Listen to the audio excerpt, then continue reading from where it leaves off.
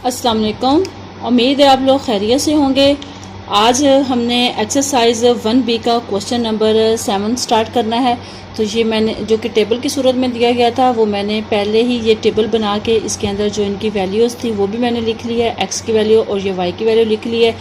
अब हम इसको कैसे हल करना है वो आगे नेक्स्ट हम स्टार्ट करते हैं। स्टार्ट करने से पहले आप लोगों से गुजारिश थी कि अगर आप लोग हमारे चैनल पर न्यू हैं तो प्लीज़ आप हमारे चैनल को सब्सक्राइब करें और बेल आइकन को ज़रूर प्रेस करें ताकि हमारी आने वाली न्यू से न्यू अपडेट आप लोगों को बर वक्त मिलती रहे। तो अब हम अपना क्वेश्चन स्टार्ट करते हैं।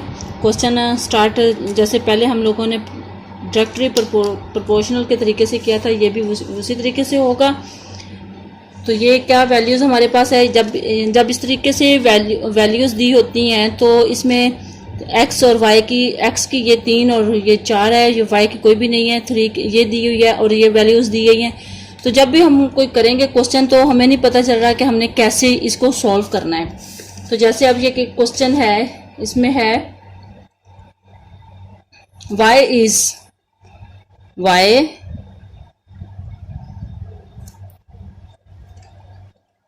Is directly proportional to x का क्यूब आ गया।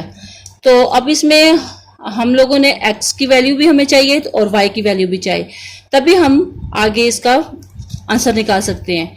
तो अभी हम इसको पहले इक्वालिटी की शेप में लेके आते हैं। तो क्या लिखेंगे, y is equal, directly proportional को हम k x का क्यूब कर देंगे।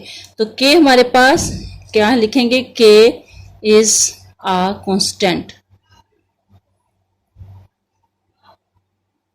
ये हमारे पास कांस्टेंट है। तो अब हमारे पास हमें वैल्यूज चाहिए, y की भी चाहिए और x की भी चाहिए। तो जो दो वैल्यूज दी गई हैं पूरे इस टेबल में वो सिर्फ यहाँ पे है। तो हम ये क्वेश्चन यहाँ से स्टार्ट करेंगे क्योंकि यहाँ पे x की वैल्यू भी है, y की वैल्यू भी है। इन दोनों वैल्यूज को हम यहाँ पे इनकी पुट करेंगे तो हमारा जो आंसर निकलेगा वो k की वैल्यू मालूम हो जाएगी। फिर k की वैल्यू हमारे पास आ जाएगी, उसके बाद फिर हम x की वैल्यू को डाल के हम y की वैल्यू निकालेंगे। इसी तरह हम नेक्स्ट स्टेप में भी x की वैल्यू डाल के फिर हम y की वैल्यू निकालेंगे। तो करते हैं स्टार्ट। तो अब ये यहाँ पे है y की वैल्यू क्या दी गई है, 648 है। y की वैल्यू लिखेंगे 648 इज इक्वल k, वैसे आ जाएगा। x की वैल्यू हमारे पास ये ऊपर लिखा हुआ है 6 है, तो क्या आ जाएगा, 6 का क्यूब आ जाएगा। ओके, अब ये 648 वैसे आ जाएगा, यहाँ पे k आ जाएगा। उसके बाद ये 6 का क्यूब खत्म करेंगे तो 6 6 दा 36 और 36 6 का आप कैलकुलेटर पे करेंगे तो आपको आसानी रहेगी, 216 आ जाएगा इसका। तो अब इसमें हमने इसको ख़त्म करना है, k की वैल्यू मालूम करनी है। तो हमने ये 216 को ख़त्म करना है तो हम क्या करेंगे कि या तो इसको इस साइड पे लेके आके इसको डिवाइड कर देंगे या फिर इसको हम इस साइड पे लेके जाके भी डिवाइड कर सकते हैं, आंसर सेम आता है।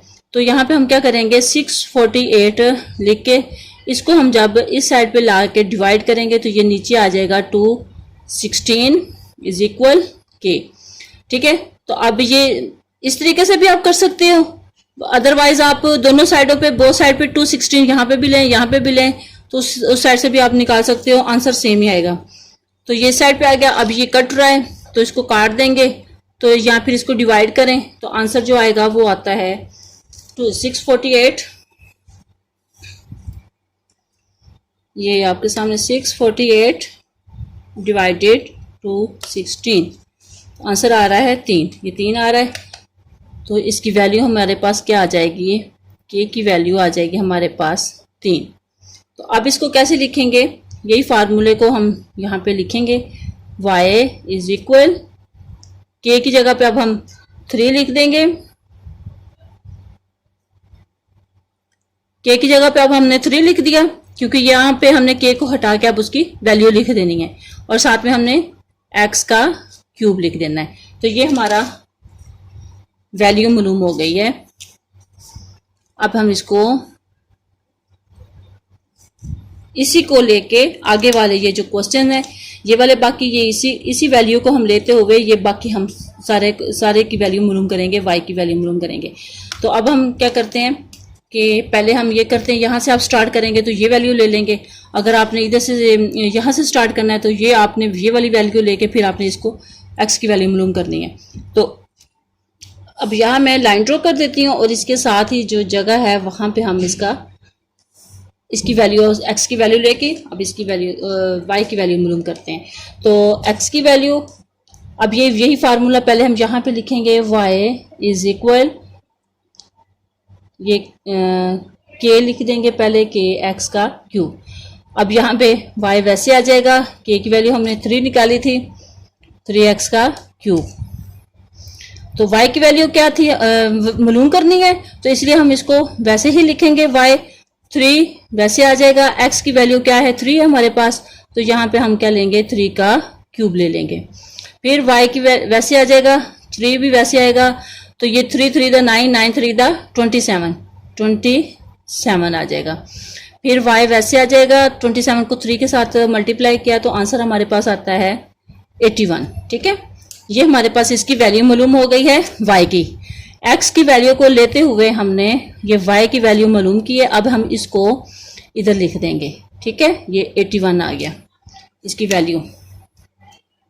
अब ये दूसरा करते हैं, यहाँ पे लाइन ड्रॉ कर देते हैं, इसके साथ ही ये हमारा तीसरा भी।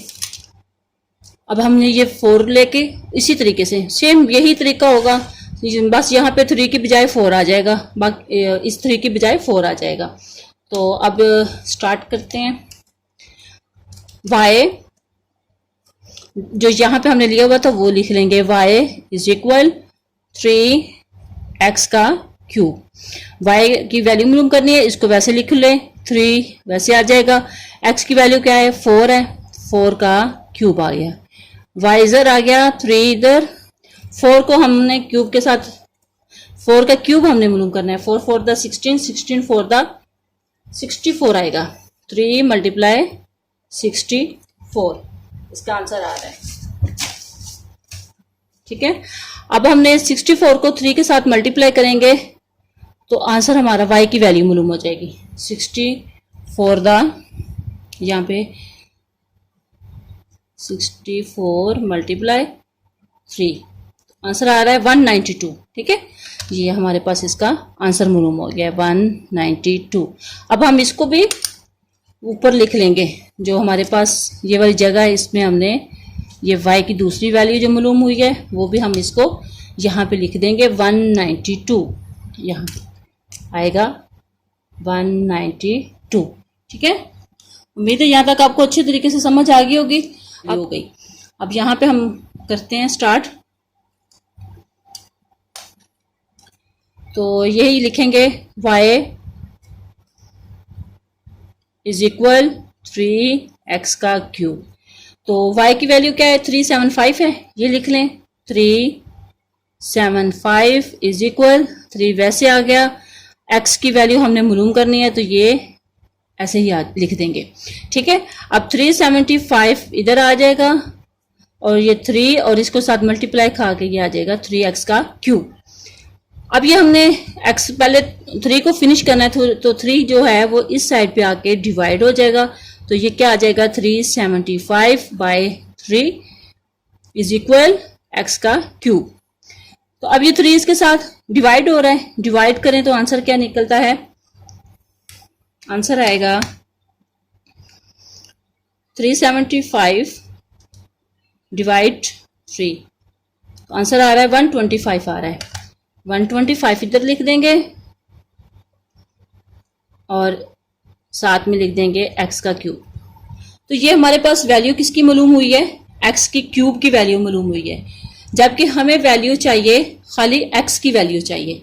जो यहाँ पे आप देख रहे हैं कि हमें सिर्फ x की वैल्यू चाहिए, तो हम क्या करेंगे, इसका क्यूब खत्म करेंगे। क्यूब खत्म करने के लिए बोथ साइड पे क्यूब रूट लेंगे, इस साइड पे भी आ गया क्यूब रूट और इस साइड पे भी आ जाएगा क्यूब रूट।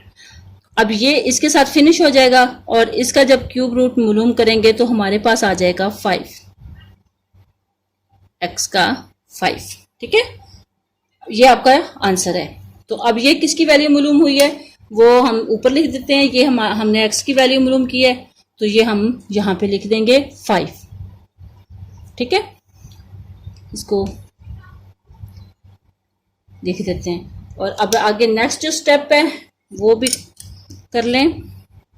यहाँ पे लाइन ड्रॉ कर देती हूँ और इसके साथ ही जो जगह है यहाँ पे आपका ये लास्ट वाला जो रह गया है 1029, ये भी y की वैल्यू है। अब हमने x की वैल्यू मालूम करनी है। बिल्कुल इसी सेम टू सेम यही तरीका है, यही मेथड यूज होगा और आराम से इसका आंसर निकल आएगा। तो क्वेश्चन अब यहाँ पे लिखते हैं y इज इक्वल 3x का क्यूब। ठीक है, ये चीज मैंने देखें हर जगह पे यूज की है। यही चीज जो हमने निकाली थी यही यहाँ पे चल रही है, यही यहाँ पे आई है, अब यही यहाँ पे आई है और यही यहाँ पे आके क्वेश्चन सबका आंसर निकाल दिया है। तो अब यहाँ पे क्या लिखेंगे, y का वैल्यू, y की क्या दी गई है वैल्यू 1029, तो यहाँ पे हम लिखेंगे 1029 इज इक्वल 3 आ जाएगा और ये x का क्यूब आ गया। अब 1029 वैसे अभी लिखेंगे, 3 को इसके साथ मल्टीप्लाई किया तो 3x का क्यूब आ गया।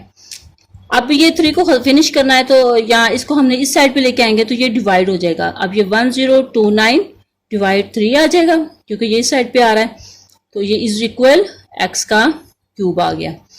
अब आप इसको 1029 को अंदर रख के 3 पे आप डिवाइड करें, 1029 डिवाइड 3, तो आंसर आ रहा है 343। तो हमारे पास आंसर आ रहा है 343 इज इक्वल x का क्यूब। ये भी जैसे इधर इसमें x का क्यूब आया था, ये भी x का क्यूब, अभी हमने x का क्यूब मालूम किया है। अब हमें x की वैल्यू चाहिए तो हमने इसको क्यूब खत्म करना है। क्यूब खत्म करने के लिए हम क्या करेंगे, बोथ साइड पे क्यूब रूट लेंगे, इस साइड पे भी और इस साइड पे भी। अब ये इसके साथ फिनिश हो गया और ये इसका जब हम 343 का क्यूब रूट निकालेंगे तो आंसर हमारे पास आ रहा है 7। ठीक है, अब ये आ गया x का हमारे पास आंसर क्या आ रहा है 7। तो ये हमारा आंसर है। अब इसको भी हम वो जो ऊपर खाली जगह है यहाँ पे लिख देंगे 7 इसका आंसर। ठीक है, तो ये उम्मीद है आप लोगों को अच्छे से समझ आ गई होगी। ये जो आंसर आपने निकाले हैं उनको आप किसी भी इस बॉल पेन के साथ या ब्लैक पेन के साथ आप इसको सर्कल भी करके रख सकते हैं। बाद में आप इसको चेक कर सकते हैं कि आया आपका आंसर सही है या गलत है। ठीक है, उम्मीद है आप लोगों को अच्छे से समझ आई होगी। आज के लिए इतना ही। तो आगे जो नेक्स्ट क्वेश्चन है 8वां, वो भी सेम टू सेम इसी तरीके से है। तो वो नेक्स्ट इंशाल्लाह फिर नेक्स्ट जब वीडियो बनेगी तब आपसे मुलाकात होगी। तब तक के लिए मुझे इजाज़त दीजिए। अल्लाह हाफिज़।